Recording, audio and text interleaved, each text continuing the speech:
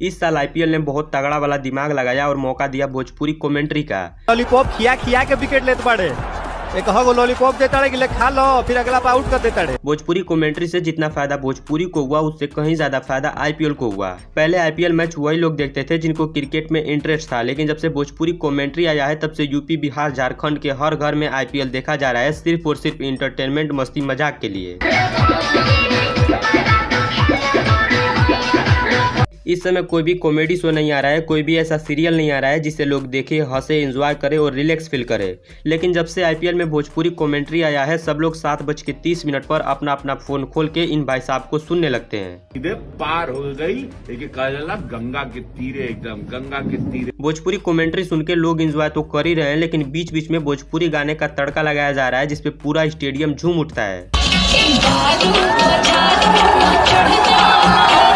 आज कुछ ऐसे ही भोजपुरी गानों के बारे में बात करेंगे जिनको मैच चलते टाइम स्टेडियम में बजाया गया, और आप काउंट करके बताइएगा सबसे ज्यादा किस भोजपुरी सुपरस्टार का गाना बजा। स्टार्ट करते हैं और आपको पहला गाना सुनाते हैं पवन सिंह का। अब खेसारी लाल यादव का पीछे रहेंगे भाई, लगाओ खेसारी लाल यादव का। पूरा आईपीएल जो सबसे ज्यादा भोजपुरी गाना बजाया गया वो है पवन सिंह का लॉलीपॉप सॉन्ग, और मोस्टली सभी मैचों में इस गाने को बजाया गया।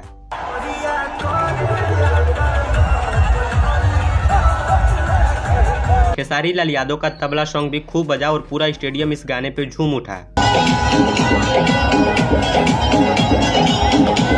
इन दोनों सुपरस्टारों के अलावा भी और बहुत सारे गाने बजे। दिनेश लाल यादव निरहुआ का भी बजा, चंदन चंचल का भी, नहीं चंदन चंचल का नहीं बजा, सॉरी भाई। कुछ भी हो, कमेंट्री सुनने का मजा तो आ ही रहा है। कमेंट्री करने का मौका भोजपुरी सुपरस्टारों को भी दिया गया, जिसमें दिनेश लाल यादव निरहुआ और अमरपाली दुबे एक साथ गए। रवि किशन हर हर महादेव का डायलॉग सुना के आए और मनोज तिवारी रिंकिया के पापा।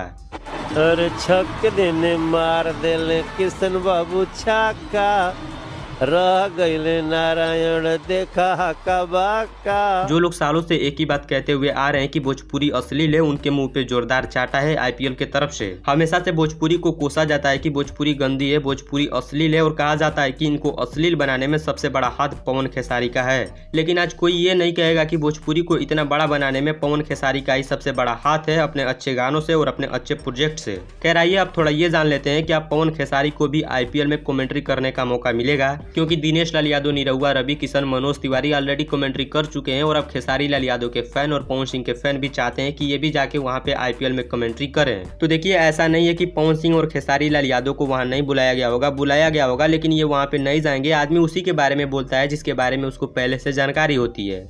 बात तो सही है। तो मुझे नहीं लगता है कि पवन सिंह या फिर खेसारी लाल यादव कमेंट्री करने के लिए जाएंगे। वैसे भी ये जाएं या ना जाएं, ये वहाँ पे मौजूद रहते हैं अपने प्यारे प्यारे गानों के साथ।